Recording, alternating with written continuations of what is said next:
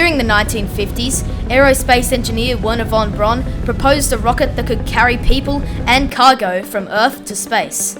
Now, this concept was later replaced by the Shuttle in 1980, but his rocket was never actually built. But today let's imagine an alternate history, where this rocket was actually built. I've built a replica of this rocket in Kerbal Space Program, and we're gonna see just how capable this rocket is. Let's get straight into it. The rocket itself was made up of 3 parts: the first stage, the second stage, and the spaceplane on top. However, the spaceplane is the only part that will return to Earth. Now, I couldn't actually figure out how many engines were planned to be on this rocket. However, I just put 9 vector engines on. However, this proved to have way too much thrust and make the rocket very unstable on its ascent. So I eventually brought it down to 5, and that seemed to provide enough thrust while keeping the rocket relatively stable. The shuttle itself has room for 3 crew members, 1 pilot and 2 passengers. The shuttle itself is powered by 2 liquid fuel tanks and a vacuum engine. It has a large pair of wings at the back to help steer it through the atmosphere, and also some front canards to provide an extra support. Now, we can't exactly have a massive vertical stabilizer like most aircraft, and that's because the rocket would have a massive tendency to flip over during its ascent. After building the shuttle, all I needed to do was build the launch vehicle to get this thing up into space.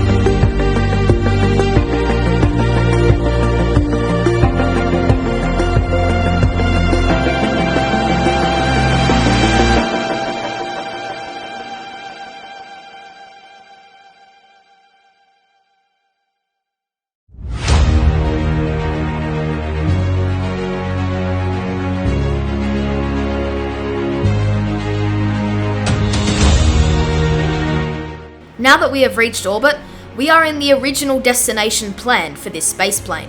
However, since KSP is on a lot smaller scale than real life, I think we can take this further.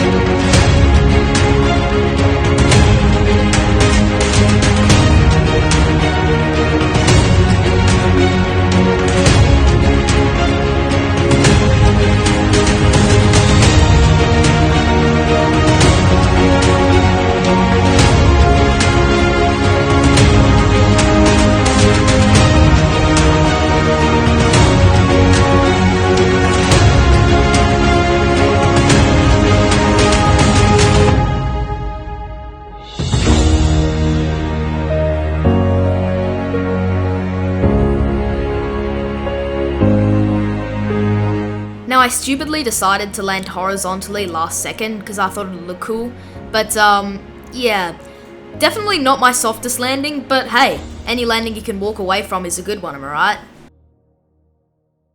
And now that I've landed, I have to quickly apply the brakes so, we don't go rolling down the hill, and then we can get Bill Kerman on EVA to touch the lunar surface and plant the flag.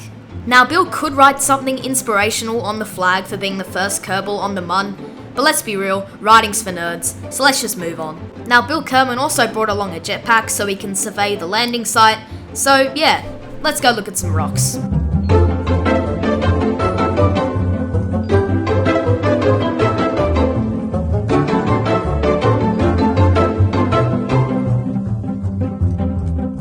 after creating a quick save just in case something goes wrong, we're ready to launch.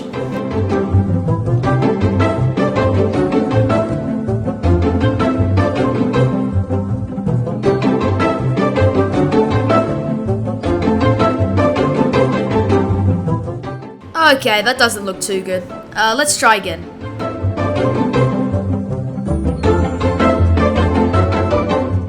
And there we go, on the absolute first try, we have cleared the lunar surface, and I think we can all agree, that was a 100% smooth and safe takeoff.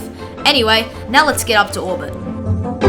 Now this absolutely wouldn't be a KSP2 video without some kind of bug, and yeah, essentially my trajectory line isn't showing up, which is kind of a problem. However, luckily the apoapsis and periapsis of my orbit are still showing up, so I think I can still get home.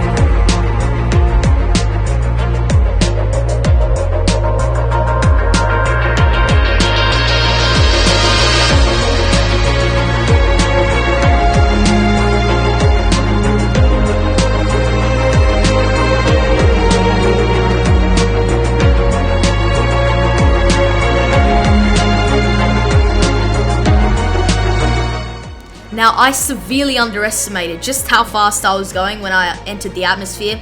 I definitely should have taken a more shallow approach because, yeah, if heating were in this game, which it will soon, then we would have completely burned up and Bill would have definitely passed out from G-forces. But hey, let's pretend that never happened and let's descend to the ground. Now, I also didn't consider just how far back the center of mass would be on this shuttle, considering it has a massive engine and 2 fuel tanks. But we eventually managed to stabilize the aircraft as we got into the lower atmosphere and glide to the ground.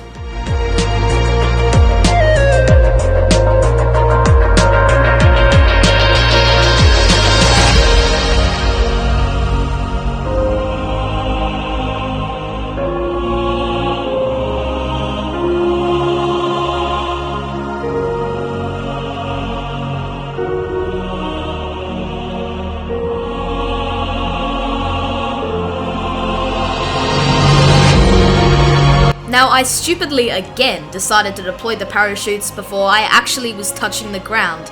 So, yeah, on impact, the engine kinda exploded.